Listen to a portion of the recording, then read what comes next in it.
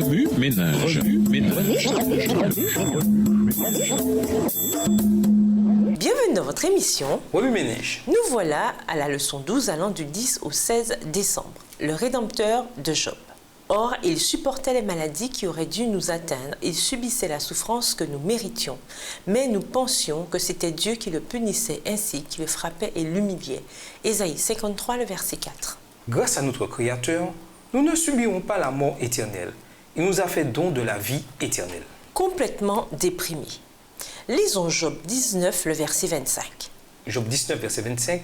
Mais je sais que mon Rédempteur est vivant et qu'il se lèvera le dernier sur la terre. Vous êtes fatigué émotionnellement, physiquement et mentalement. Ça fait des mois que vous êtes hospitalisé, branché sur un moniteur et sous perfusion intraveineuse. Vous écoutez les bips des machines. Quand vous vous levez de votre lit, vous en éprouvez une douleur telle que vous préférez nettement utiliser le bassin hygiénique pour vous soulager.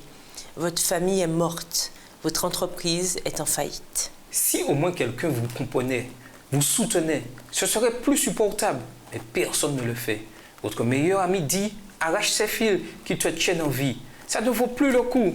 Votre colocataire à l'université ne cesse de vous demander ce que vous avez fait pour mériter ça. Votre ami de l'église vous dit que Dieu vous aidera si vous êtes bon et honnête. Le pasteur vous félicite de ce que vous encouragez vos semblables en but à des épreuves, mais vous réprimande parce que vous n'avez pas une attitude positive face à la vôtre. Enfin, l'ami auquel vous avez servi de mentor depuis son enfance vous tient tête en disant qu'il est sage, que l'esprit l'incite à parler et que vous êtes puni. Vous avez 2 fois son âge et vous savez pertinemment qu'il n'est pas pur de tout péché.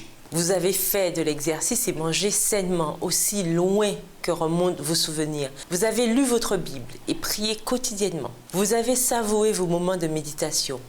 Payez joyeusement votre dîme, donnez aux pauvres, accueillez des étrangers, aimez vos ennemis, tendu l'autre joue et distribuez des tracts. Vous avez tout fait bien, joyeusement, avec enthousiasme et sans vous plaindre. L'infirmière vient juste de prélever encore de votre sang. Et à 3 heures du matin, s'il vous plaît.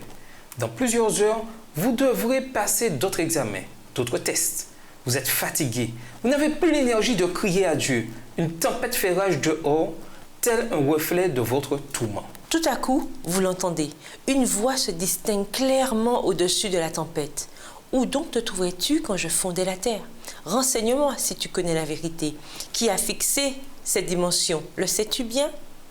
Et qui l'a mesuré en tirant le cordeau? Sur quel socle s'appuient les piliers qui la portent? Et qui encore en a placé la pierre d'angle quand les étoiles du matin chantaient en chœur, quand les anges de Dieu lançaient des cris de joie? Job 38, les versets 4 à 7. Vous êtes étendu là, étonné et stupéfait de ce que celui qui a fait toutes ces choses s'adresse à vous personnellement. Puis il se tait et vous reconnaissez humblement que vous l'avez mal compris. Finalement, il vous rachète. Vous recouvrez totalement la santé. Il double ce que vous aviez auparavant. Vos amis vous présentent leurs excuses. Votre famille s'agrandit. Votre Rédempteur vous sauve. Au revoir. Et à demain si Dieu veut. Remue ménage.